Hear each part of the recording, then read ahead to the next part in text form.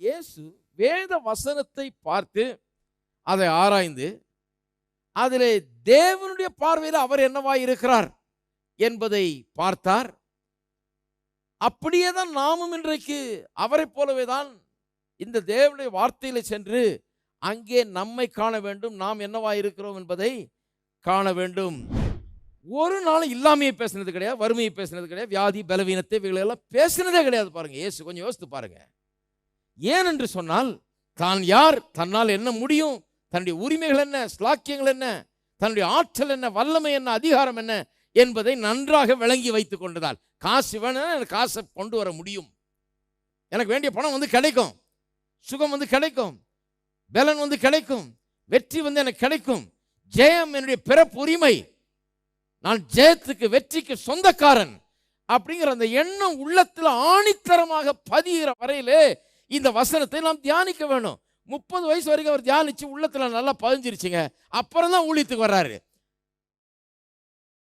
காமிக்கிறேன், பைபிள்லேருந்து காமிக்கிறேன் எப்படி அவர் பைபிளை வாசித்தார். எப்படி அவர் பைபிளை வாசித்தார், இயேசு எப்படி பழைய ஏற்பாட்டு புஸ்தகங்களை வாசித்தார், எப்படி காரியங்களை அணுகுனார் என்பதை நான் இப்போ காமிக்க போகிறேன்.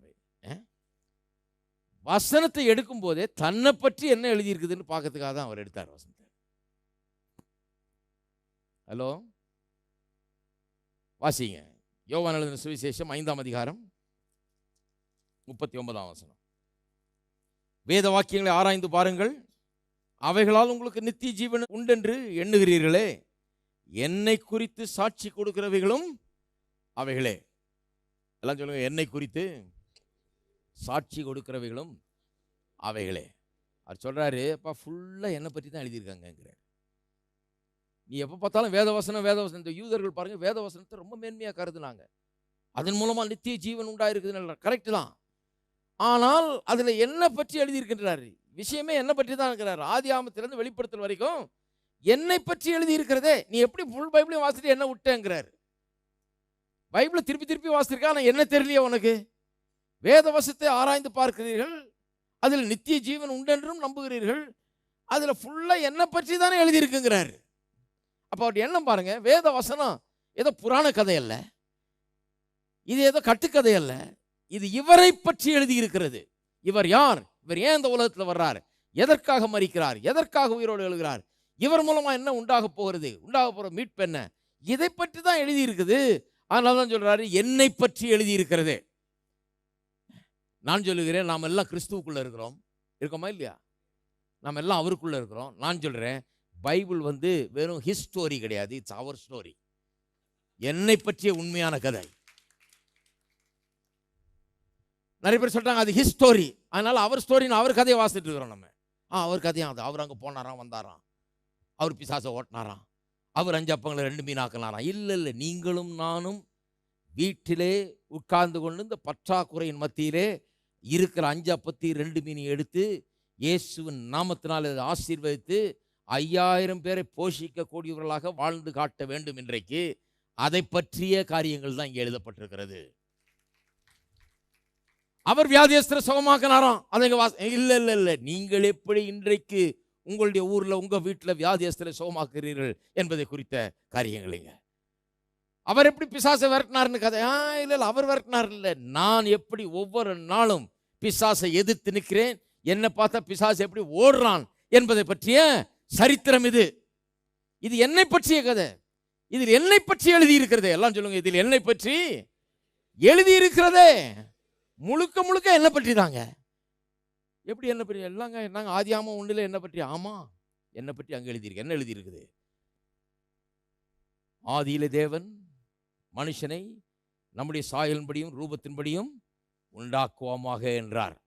நான் தான் அது, என்னை பற்றி தான் எழுதியிருக்கிறது. மனுஷனை உண்டாக்கி அவன் ஆசீர்வதித்தார். நீ பலுகி பெருகி பூமியை நிரப்பி கீழ்ப்படுத்தி ஆண்டுகள் என்று மனுஷனை ஆசீர்வதித்தார். அது என்னை பற்றி எழுதி. அந்த ஆதாமுக்குள்ள நான் இருக்கிறேன், அந்த மனு வர்க்கத்தை சேர்ந்தவன் நான். அது என்னை பற்றிய கதை. அங்கே தான் ஆரம்பிக்குது. ஃபுல்லாக அங்கேருந்து ஆரம்பித்து என்னை பற்றி தான் எழுதப்பட்டிருக்கிறது. இன்றைக்கு கிறிஸ்துவுக்குள்ளே இருக்கிறேன், ஆகையால் இது என்னை பற்றிய ஒரு கதை. இருக்கீங்களா? சரி, திருப்போம் 5ஆம் அதிகாரம் 46ஆம் வசனத்திலிருந்து வாசிப்போம். நீங்கள் மோசேயை விசுவாசித்தீர்களானால் என்னையும் விசுவாசிப்பீர்கள், அவன் என்னை குறித்து எழுதியிருக்கிறானே, மோசே எழுதின புஸ்தகங்கள் முதல் 5 புஸ்தகங்கள் என்று சொல்கிறார்கள். இல்லையா? வேதவசனத்தில் பழைய ஏற்பாட்டில் முதல் 5 புஸ்தகங்கள், அதை பற்றி தான் அப்படி சொல்றாரு. நீங்கள் மோசேயை விசுவாசித்தீர்கள்னா முதல் 5 புஸ்தகத்தை சொல்றார், விசுவாசிக்கிறீர்கள். அவன் என்னை குறித்து எழுதியிருக்கிறானே. யாரு? மோசே. ஆதியாமத்தில், யாத்திராமத்தில், மோசேயின் புஸ்தகம் மட்டும் இல்ல, தீர்க்க தரிசன புஸ்தகத்தில், எல்லாத்திலும். இங்கே வெறும் மோசேயின் புஸ்தகத்தை சொல்றாரு. அவன் என்னை குறித்து எழுதியிருக்கிறான். எங்க எழுதியிருக்கிறான்? ஆதியாமத்தில் எங்க எழுதியிருக்குது? ஆதியாகமம் 3ஆம் அதிகாரம் 15ஆம் வசனத்திலே எழுதியிருக்கிறது. உன் வித்துக்கும் ஸ்திரீயின் வித்துக்கும் பகையே. ஸ்திரீயின் வித்துங்கிறது இயேசு. அந்த ஆதியாகமத்தில் இன்னொரு இடத்துலையும் பார்க்கிறோம். மனுஷன் பாவம் செஞ்ச உடனே தோலினால் உண்டான ஆடையை உண்டு பண்ணி அவனுக்கு உடுத்து வித்தார் என்று அவனுடைய நிர்வாணத்தை மூடுவதற்காக. அங்கே ஒரு மிருகம் சாகிறது. இவனுடைய பாவத்திற்காக ஒன்றுமறியாத ஒரு மிருகம் கொல்லப்பட்டு அதனுடைய தோல் இவனுடைய பாவத்தை மூடுவதற்கு, இவனுடைய நிர்வாணத்தை மூடுவதற்கு பயன்படுத்தப்படுகிறது. இவனுடைய பாவத்தின் சம்பளம் மரணம். இந்த மரணத்தை இன்னொருவர் வந்து இவனுக்காக அனுபவிப்பார். அதுதான் இவனுடைய பாவத்தை மூடும் என்கிறதெல்லாம் அங்கே அப்படியே போதிக்கிறது. இயேசுவை பற்றி தான் போதனாங்க. அங்கேயே ஆரம்பிச்சாச்சு. அப்போ சொல்றாரு, மோசேயின் காரியங்களெல்லாம் வாசிக்கிறீங்க, மோசையை நம்புறேங்கிறீங்க, அப்போ என்னை பற்றி அங்கே எழுதியிருக்குதே, என்ன வாசிக்கவில்லையா என்று கேட்கிறார். 47ஆம் வசனத்தை வாசிப்போம். அவன் எழுதின வாக்கியங்களை நீங்கள் விசுவாசியாமல் இருந்தால் நான் சொல்லுகிற வசனங்களை எப்படி விசுவாசிப்பீர்கள் என்கிறார். லூக்கா 24ஆம் அதிகாரத்துக்கு திருப்போம், 44லேருந்து. அவர்களை நோக்கி, மோசேயின் நியாயப்பிரமாணத்திலும் தீர்க்கதரிசனங்களிலும் ஆகமங்களிலும் சங்கீதங்களிலும் என்னை குறித்து எழுதியிருக்கிறவைகளெல்லாம் நிறைவேற வேண்டியதென்று நான் உங்களோடு இருந்தபோது உங்களுக்குள் சொல்லி கொண்டு வந்த விசேஷங்கள் இவைகளே என்றார். இப்போ இங்கே ஒரு கிளிம்ஸ் நமக்கு கிடைக்குது, ஒரு சின்ன ஒரு பீக். அவர் என்னங்க போதிச்சாரு? அவர் இயேசுநாதர் இங்கே இருந்தப்போ உலகத்தில் சீஷல்கிட்ட இவ்வளோ நாள் 3.5 வருஷம் போதிச்சு எல்லாம் பண்ணார். என்ன போதிச்சார்? என்ன தான் போதிச்சிருப்பார்? அவர் என்ன போதிச்சாருன்னு இங்கே ஒரு சின்ன ஒரு எட்டி பார்க்க முடியுது நம்மளால். சொல்கிறாரு, மோசேயின் நியாயப்பிரமாணத்திலும் தீர்க்க தரிசனங்களின் ஆகமங்களிலும். அப்படின்னா என்ன அர்த்தம்? மோசே நியாயப்பிரமாணம்னா முதல் 5 புஸ்தகங்கள் இல்லையா, ஆதியாமத்திலேருந்து உபாகமம் வரைக்கும். தீர்க்க தரிசன ஆகமங்கள்னா அங்கேருந்து மீதி தீர்க்க தரிசன புஸ்தகங்கள்லாம். அப்புறம் சங்கீதங்களில், அப்போ பொயட்டிக்கல் புக்ஸ்ன்னு சொல்கிற அந்த புஸ்தகங்களில். அப்போ மோசேனா முதல் 5 புஸ்தகங்கள், தீர்க்க தரிசனங்கள்னா மீதி உள்ள தீர்க்க தரிசன புஸ்தகங்கள், சங்கீதங்கள். அப்போ பழைய ஏற்பாட்டு முழுவதையும் எடுத்து போய்ச்சிருக்கிறாரு. சொல்கிறாரு, மோசே நியாயப்பிரமாணத்திலும் தீர்க்க தரிசன ஆகமங்களிலும் சங்கீதங்களிலும் என்னை குறித்து எழுதியிருக்கிறவைகள் எல்லாம் நிறைவேற வேண்டியதென்று நான் உங்களிடத்தில் இருந்தபோது உங்களுக்கு சொல்லி கொண்டு வந்த விசேஷங்கள் இவைகளே. அப்ப என்ன பேசிட்டு வந்தார் அவங்ககிட்ட? இவரை குறித்து என்ன எழுதியிருக்கிறது என்பதை பற்றி தான் பிரசங்கமே. என்ன எழுதியிருக்குது இவரை குறித்துனா? வெறும் இவரை பற்றி மட்டும் இல்லை, இவர் மூலமா இவங்களுக்கெல்லாம் என்ன நடக்க போகிறது, மனு வர்க்கத்துக்கு என்ன நடக்க போகிறது, அங்கே எழுதியிருக்கிறத பற்றியெல்லாம் எடுத்து சொல்லி கொண்டு வந்திருக்கிறார். அவருடைய போதனைகள் 3.5 வருஷம் இவங்க ட்ரைனிங் எடுத்தாங்க அவர்கிட்ட. இதுதான் ட்ரைனிங். பழைய ஏற்பாட்டு புஸ்தகங்களை எடுத்து கிளீனாக இவரை பற்றி என்ன எழுதியிருக்கிறது, இதெல்லாம் எப்படி நிறைவேற போகிறது என்பதை குறித்து அங்கே சொல்லி கொண்டு வந்திருக்கிறார். திருப்போம் லூக்கா 24 25 27 வாசிப்போம். 25லேருந்து 27. அப்பொழுது அவர் அவர்களை நோக்கி, தீர்க்கதரிசிகள் சொன்ன யாவையும் விசுவாசிக்கிறதுக்கு புத்தி இல்லாத மந்த இருதயம் உள்ளவர்களே, கிறிஸ்து இவ்விதமாய் பாடுபடவும் தமது மகிமையில பிரவேசிக்கவும் வேண்டியதில்லையா என்று சொல்லி மோசே முதலிய சகல தீர்க்கதரிசிகளும் எழுதின வேத வாக்கியங்கள் எல்லாவற்றிலும் தம்மை குறித்து சொல்லியவைகளே அவர்களுக்கு. என்ன அழகா சொல்லியிருக்கு பாருங்க. தீர்க்கதரிசிகள் சொன்ன காரியங்கள் எல்லாம் விசுவாசிக்கிறதுக்கு புத்தி இல்லாத மந்த இருதயம் உள்ளவர்கள்னு சொல்லி சொல்றாரு. கிறிஸ்து இவ்விதமாய் பாடுபடவும் தமது மகிமையில் பிரவேசிக்கவும் வேண்டியதில்லையா என்று சொல்லி, அதாவது அவருடைய வாழ்க்கை, அவருடைய பாடுகள், மரணம், சிலுவை மரணம் எல்லாத்தையும் பற்றி அங்கேயே எழுதியிருக்கு புதிய பழைய ஏற்பாட்டிலேயே. அது எல்லாம் நடக்கும் இல்லையான்னு வேதம் சொல்லுதான் என்று சொல்லி, மோசே முதலிய சகல தீர்க்கதரிசிகளும் எழுதின வேத வாக்கியங்கள் எல்லாவற்றிலும் தம்மை குறித்து சொல்லியவைகளை அவர்களுக்கு விவரித்து காண்பித்தார். எல்லாம் சொல்லுங்க, தம்மை குறித்து சொல்லியவைகளை. அப்போ அவருடைய கான்சென்ட்ரேஷன்லாம் எங்கே இருக்குது பாருங்க. தன்னை குறித்து என்ன எழுதியிருக்குது, என்னை பற்றி என்ன எழுதியிருக்குது, தன்னை குறித்து சொல்லப்பட்டவைகள் என்ன, என்னை குறித்து சொல்லப்பட்டவைகள் என்ன, இதுதான் அங்கே விஷயமே. அவர் எப்போ பார்த்தாலும் வேதத்தை எடுத்து அதுதான் ஆராயிருது. என்னை பற்றி எங்கே எழுதியிருக்குது, இங்கே என்ன எழுதியிருக்குது, அங்கே என்ன எழுதியிருக்குது, தம்மை பற்றி என்ன எழுதியிருக்கிறது, இதைத்தான் பார்க்குறார். லூக்கா 4ஆம் அதிகாரம் திருப்போம் 17. அப்பொழுது ஏசாயா தீர்க்கதரிசியின் புஸ்தகம் அவரிடத்தில் கொடுக்கப்பட்டது. ஒரு தேவாலயத்துக்கு வராரு பாருங்க. அங்கே ஏசாயா தீர்க்கதரிசியின் புஸ்தகம் அவரிடத்தில் கொடுக்கப்பட்டது. அவர் புஸ்தகத்தை விரித்த போது, கர்த்தருடைய ஆவியானவர் என்மேல் இருக்கிறார், தரித்திரருக்கு சுவிசேஷத்தை பிரசங்க அப்படியே ஏசாயாலேருந்து வாசிக்கிறார். இது இங்கே வாசிக்கிறோம் நம்ம. இது அப்படியே ஏசாயால இருக்குது. கர்த்தருடைய ஆவியானவர் என்மேல் இருக்கிறார். தரித்திரருக்கு சுவிசேஷத்தை பிரசங்கிக்கும்படி என்னை அபிஷேகம் பண்ணினார். இருதயம் நறுங்குண்டவர்களை குணமாக்கவும், சிறைப்பட்டவர்களுக்கு விடுதலையும், குருடருக்கு பார்வையும் பிரசித்திப்படுத்தவும், நொறுங்குண்டவர்களை விடுதலையாக்கவும், கர்த்தருடைய அனுக்கிரக வருஷத்தை பிரசித்திப்படுத்தவும் என்னை அனுப்பினார் என்று எழுதியிருக்கிற இடத்தை அவர் கண்டு, என்று எழுதியிருக்கிற இடத்தை அவர் கண்டு. வேணும்னே எடுக்கும்போதே பைபிள் எடுக்கும்போது தன்னை பற்றி எங்கே இருக்குதுன்னு எழுதி அதை பார்க்குறார். முதல்ல அங்கே என்ன எழுதியிருக்கிறது என்று கண்டு வாசித்து புஸ்தகத்தை சுருட்டி பணிவிடைக்காரனிடத்தில் கொடுத்து உட்கார்ந்தார். ஜெப ஆலயத்தில் உள்ள எல்லாருடைய கண்களும் அவர் மேல் நோக்கமாயிருந்தது. ஏன்னா இவர் இந்த வசனத்தை வாசித்தாரு. எந்த அர்த்தத்தில் வாசித்திருக்காரு? இது நான் தான், என்னை பற்றி தான் இங்கே சொல்லியிருக்குது, என்னை பற்றி சொல்லியிருக்கிறத நான் வாசித்திருக்கிறேன் அப்படின்னு சொல்லி வாசித்து மூணுன்னு எல்லா கண்களும் அவர் மீது. அப்புறம் சொல்கிறாரு, அப்பொழுது அவர் அவர்களோட பேச தொடங்கி, உங்கள் காதுகள் கேட்க இந்த வேத வாக்கியம் இன்றைய தினம் நிறைவேறிற்று என்றார். அப்போ நல்லா கவனிங்க, தன்னை குறித்து எழுதியிருக்கிற இடத்தை அவர் கண்டு. எல்லாரும் சொல்லுங்க, தன்னை குறித்து எழுதியிருக்கிற இடத்தை அவர் கண்டு. அப்போ நான் சொல்லுகிறேன், அருமையானவர்களே, வேத வசனத்தை எடுக்கும் போதெல்லாம் எப்படி எடுக்கணும்? உங்களை குறித்து எழுதியிருக்கிற இடத்தை பார்க்கும்படியாக. என்ன எழுதியிருக்கு, எந்த இடத்துல என்ன எழுதியிருக்கு, என்னை பற்றி என்ன எழுதியிருக்குது, நான் யார் என்று என்ன எழுதியிருக்குது, என்னுடைய சரீர சுகம் எனக்கு தேவையாக இருக்குது, இதை பற்றி என்ன எழுதியிருக்குது, எனக்கு சந்தோஷம் தேவையாக இருக்குது, இதை பற்றி என்ன எழுதியிருக்குது, என்னுடைய குடும்ப வாழ்க்கை எப்படி இருக்குது, இதை பற்றி என்ன எழுதியிருக்குது, என்னுடைய பொருளாதாரம் எப்படி இருக்குது, இதை பற்றி என்ன எழுதியிருக்குது. ஆனால் நிறைய பேர் எப்படி வாசிக்கிறாங்கன்னு சொன்னால், தங்களுக்கு இருக்கிற நிலையை நியாயப்படுத்துவதற்காக எடுத்து வாசிக்கிறது. ஹலோ, பெரிய வித்தியாசம் இருக்குது. இவங்க பொருளாதார செழிப்பையும் நம்புறதில்லை, ஒன்றையும் நம்புறதில்லை, இப்படியே தோல்வியிலே வாழ்ந்துக்கிட்டு இருக்கிறது. அப்புறம் இல்லை பிரதர், பைபிளில் இப்படி இருக்குது பிரதர், அவர் கூட ஏழையாக இருந்தாராமே பிரதர், பேதுரு கூட ஏழையாக தான் இருந்தாராம், கையில் காசு இல்லையாம் பிரதர், வெள்ளியும் பொண்ணும் என்னிடத்திலே, அது வசனம் எடுத்து வச்சிருக்காரு. ஏன்னா இவர் பைபிள் வாசிக்கிறதே எதுக்காக பைபிள் வாசிக்கிறாருன்னா, யாருக்கிட்ட காசு இல்லைன்னு சொன்னாங்கன்னு கண்டுபிடிக்கிறதுக்கு வாசிச்சிருக்காரு. ஏன்னா தங்கிட்ட காசு இல்லை.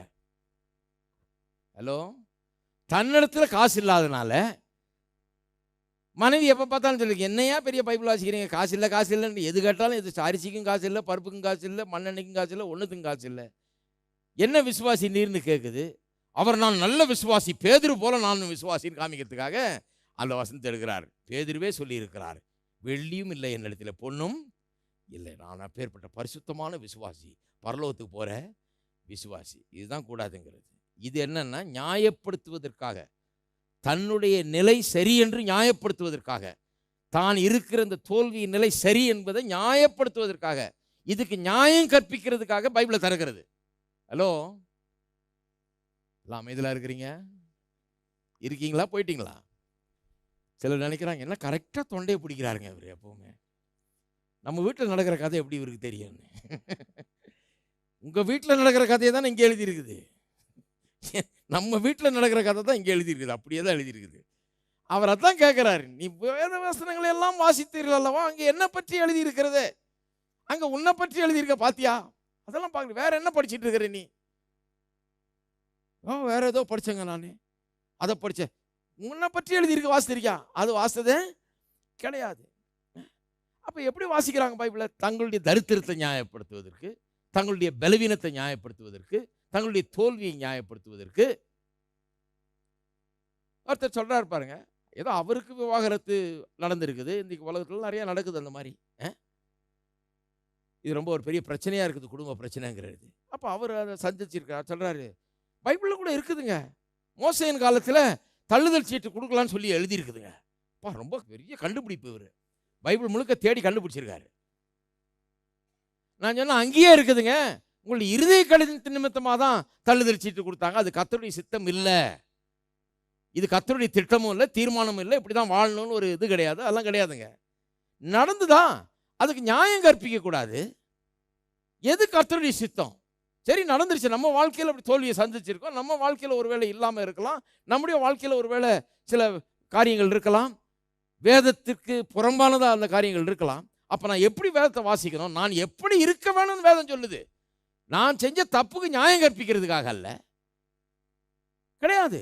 நான் எப்படி வாழ வேணும், சரி நடந்தது நடந்து போச்சு, நான் இனிமேல் எப்படி இருக்கணும், நான் எப்படி இருக்கணும், நான் எப்படி என்னுடைய வாழ்க்கையை கட்ட வேணும், இனிமேலாவது எப்படி நான் நல்லா இருப்பது. இருக்கீங்களா? சிலர் வியாதியா இருப்பாங்க. அவங்களுக்கு இந்த சுகத்தை பற்றியெல்லாம் ஒரு இது கிடையாது. அவங்களுக்கு அதிலெல்லாம் நம்பிக்கை கிடையாது. சுகம் கிடைக்கும் அப்படின்லாம். அவங்க உபதேசம் அப்படி.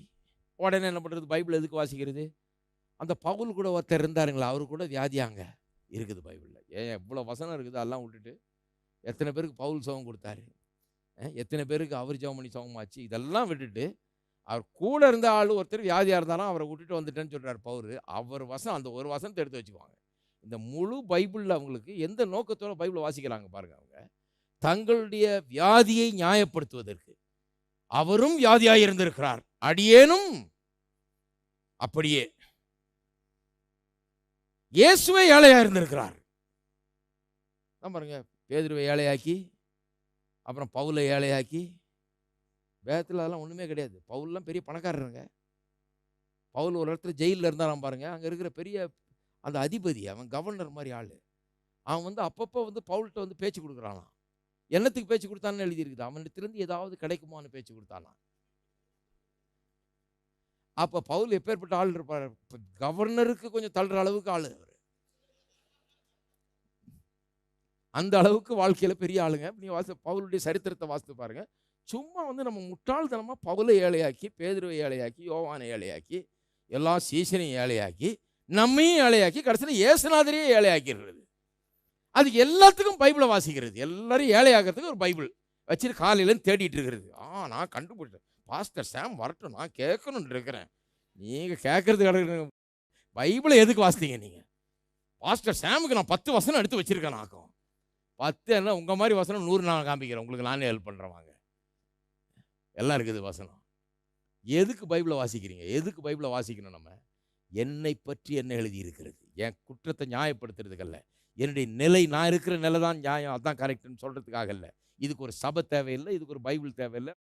என்ன, நான் எப்படி கிறிஸ்துவை போல இருக்க வேண்டும், கிறிஸ்துவுக்குள்ளாக இருக்கும் நான் யார், நித்திய ஜீவன் எனக்குள்ள வந்திருக்கிறபடினால் நான் இன்றைக்கு எப்படி இருக்க வேண்டும், நான் எப்படி வாழ வேண்டும், என் ஆவியில், ஆத்மாவில், சரீரத்தில், குடும்பத்தில், பொருளாதாரத்தில், என்னுடைய கையின் பிரயாசத்தில் நான் எப்படி இருக்க வேண்டும்? எது நியாயம்? கடவுள் சொல்கிற நியாயம் என்ன, நான் சொல்கிற நியாயம் இல்லை. நம்ம நியாயத்தை பேசக்கூடாது. கடவுள் என்ன சொல்கிறார் என்னுடைய வாழ்க்கையை பற்றி, நான் எப்படி இருக்க வேண்டும், அதை நான் வாசிக்க வேணும். எனக்கு தப்பு இருக்கா, நான் திருத்திக் கொள்ள வேண்டும். தப்பான எண்ணங்கள் இருக்கா, அதை மாற்றிக்கொள்ள வேண்டும். தரித்திர எண்ணங்களை மாற்ற வேண்டும், தோல்வி எண்ணங்களை மாற்ற வேண்டும், வெற்றியின் எண்ணங்களை, செழிப்பின் எண்ணங்களை எடுத்து உள்ள வைக்க வேண்டும். இல்லைங்களா? எத்தனை பேர் ஆமென் சொல்றீங்க? அப்ப வேதத்தை எடுக்கும் போதெல்லாம் எப்படி எடுக்கணும்? என்னை பற்றி என்ன எழுதியிருக்கு, நான் இப்பதான் கத்துக்க போறேன் அப்படிங்கிற எண்ணத்தோடு இருக்கும். எனக்கு தெரியும் என்னன்னு, ஆனா அதுக்கு ஒரு வசனம் கண்டுபிடிச்சிடறேன்னு எடுக்கக்கூடாது. நான் இருக்கிறது தான் வாழ்க்கையாக்கும், அதுக்கு நான் ஒரு வசனம், ப்ரூஃப் வேர்ட்ஸ். நீங்கள் ப்ரூஃப் வேர்ட்ஸ் தேடினீங்கன்னா அது வீணான முயற்சி, அது வேணாம், அது பிரயோஜனமே கிடையாது. அப்படிப்பட்ட பைபிள் ஸ்டடி உதவாது. இருக்கீங்களா? அப்போ இயேசு பாருங்க, எல்லாத்தையும் அறிஞ்சு, தன்னை பற்றி என்ன எழுதியிருக்குது, தன்னுடைய இன்னும் வசனங்கள்லாம் இருக்குது, வாசிக்க நேரம் இல்லை. தன்னுடைய வாழ்க்கை, தன்னுடைய மரணம், தன்னுடைய உயிர்த்தெழுதல், இதை பற்றிலாம் என்ன சொல்லியிருக்குது எல்லாத்தையும் வாசித்து வச்சுருந்தார். அவர் கரெக்டாக எல்லாம் தெரியுது அவருக்கு. அதனால தான் சிலுவையெல்லாம் சந்திக்கும் போது அவர்கிட்ட ஒன்றும் பயன் இல்லை. எல்லாம் பேதுரு சொல்லலாம், ஐயோ உமக்கு வேண்டாம் யாதுன்றான். என்ன சொல்கிறாரு அப்பால் இப்போ? ஏன்னா இவர் யாருக்குமே பைபிளை வாசிட்டாரு. பைபிள் என்ன எழுதியிருக்குது, இவர் சாவார், 3ஆம் நாளில் தேவன் இவரை உயிரோட எழுப்புவார் என்று, அதன் மூலமாக உலகத்துக்கு ரட்சகர் அவராக போகிறார், உலகத்துக்கு மீட்பு உண்டாக போகிறது. அதெல்லாம் அவர் படிச்சதுனால அவருக்கு எண்ட் ஆஃப் த ஸ்டோரி தெரியுது, கதை எப்படி முடிய போகுதுன்னு தெரியுது. அதனால நீ பேசாமல் இருப்பான்றாரு. உனக்கு விளங்கலை, பைபிளை படிச்சு பாரு, இதுலலாம் எழுதி இருக்கிறதே. அதனால தான் சொல்கிறாரு, உயிரோட எழும்பி வந்த பிறகு எம்மாவூர் சீசரில் பார்த்து சொல்கிறாரு, என்ன இவ்வளோ மந்து இருக்குது, தெரியலையா உங்களுக்கு, இதெல்லாம் வேத வசனத்தில் ஏற்கனவே இருக்குது, வாசித்தது இல்லையா, வாசித்தது விசுவாசிக்கலையா, உங்களுக்கு புரியலையா, என்ன இவ்வளோ டல்லாக இருக்கிறீங்களே அப்படிங்கிறாரு, இதெல்லாம் புரியாமல் இருக்கிறீங்களேங்கிறாரு. அப்போ சொல்கிறேன் பாருங்கள், அவர் எதுக்கு வேத வசனத்தை வாசித்தார்? தன்னை பற்றி என்ன எழுதியிருக்கிறது என்பதை குறித்து வாசிக்கும்படியாகவே வாசித்தார். ஒவ்வொரு விசுவாசியும் அதை செய்ய வேண்டும்.